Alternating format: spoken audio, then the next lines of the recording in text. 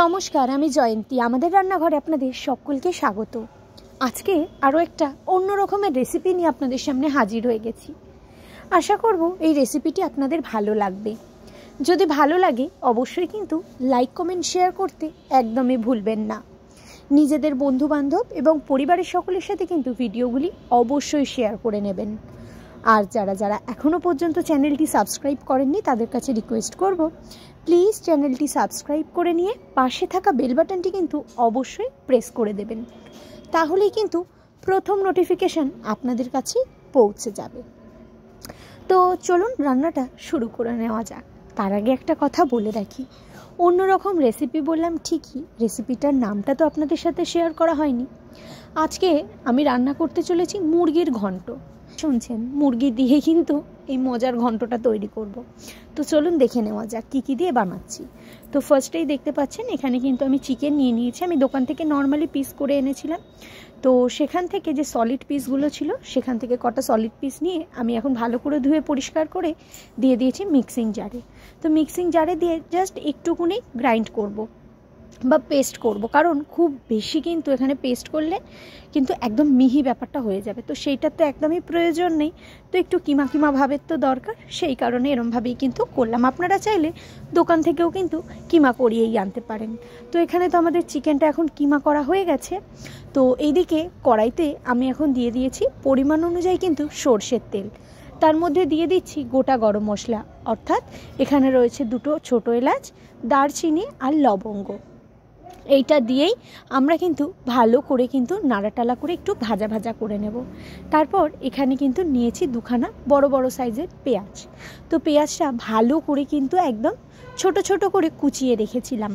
তো সেইটাও একটু নাড়াটালা করে কিন্তু ভাজা করে নেব। তো নামটা শুনে আপনাদের একটু অন্যরকম লাগছে, তো একদমই অন্যরকম লাগছে না, নামের থেকেও কিন্তু এর টেস্ট অনেক বেশি।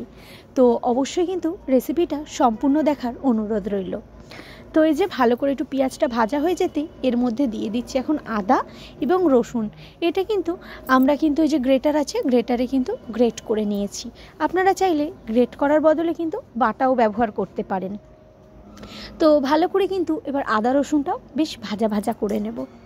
বেশ একটু অন্য রকমের রেসিপি, তো এই রেসিপিটা কিন্তু রুটি দিয়ে ভীষণ ভালো লাগবে। তো একটু ভাজা ভাজা হয়ে যেতে আমি কিন্তু এরপরে মধ্যে দিয়ে দিলাম যে চিকেনটা আমরা মিক্সিং জারে দিয়ে একটা কিমা মতো বানিয়েছিলাম, সেই চিকেনটা।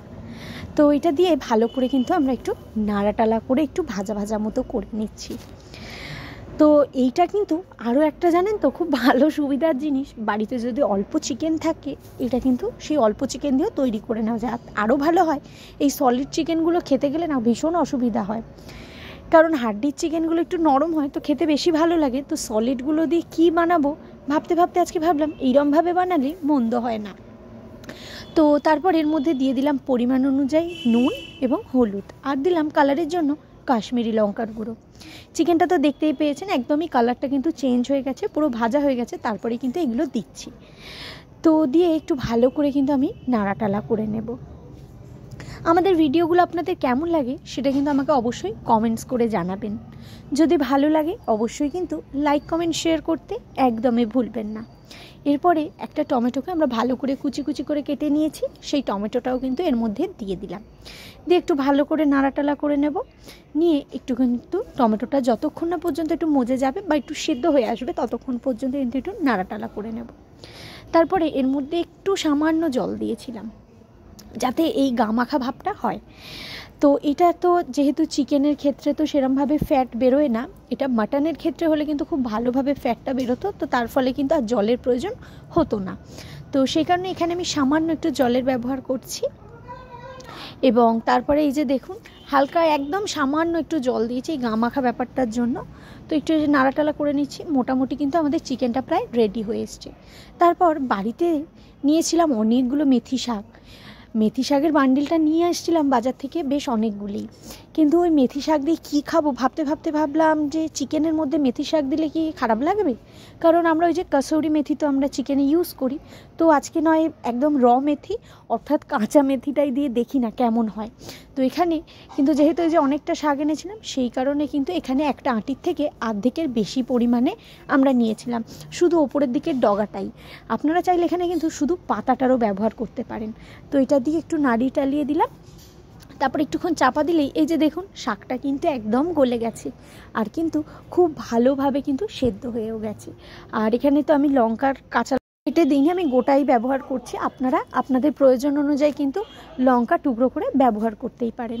তারপরে এই যে এবার নাবানোর পালা। তো নাবানোর আগে একটা সিক্রেট জিনিস দিয়ে দেবো, এতেই কিন্তু এর টেস্টটা আরও কিন্তু বেড়ে যাবে। কি জানেন, এর মধ্যে আমরা কিন্তু দিয়ে দেব লেবু। তো একটু অর্ধেকটা লেবু কেটে নিয়ে আমরা লেবুর রসটা ভালো করে কিন্তু এই চিকেনটার উপরে ছড়িয়ে দিলাম। তো এই যে রেডি হয়ে গেল ঝটপট একটা রেসিপি। তো একটা পাত্রে আমরা সার্ভ করে দিলাম। তো কেমন লাগলো আজকে আমাদের এই মুরগির ঘন্ট রেসিপিটা অবশ্যই কিন্তু কমেন্টস করে জানাবেন। যদি ভালো লাগে অবশ্যই কিন্তু লাইক কমেন্ট শেয়ার করতে একদমই ভুলবেন না। তাহলে আজকের ভিডিওটা এইটুকুই, দেখা হচ্ছে আবারও আপনাদের সাথে নতুন কোনো ভিডিও খুব তাড়াতাড়ি। ততক্ষণের জন্য সবাই ভালো থাকবেন, সুস্থ থাকবেন। সকলকে অসংখ্য ধন্যবাদ সম্পূর্ণ ভিডিওটি দেখবার জন্য।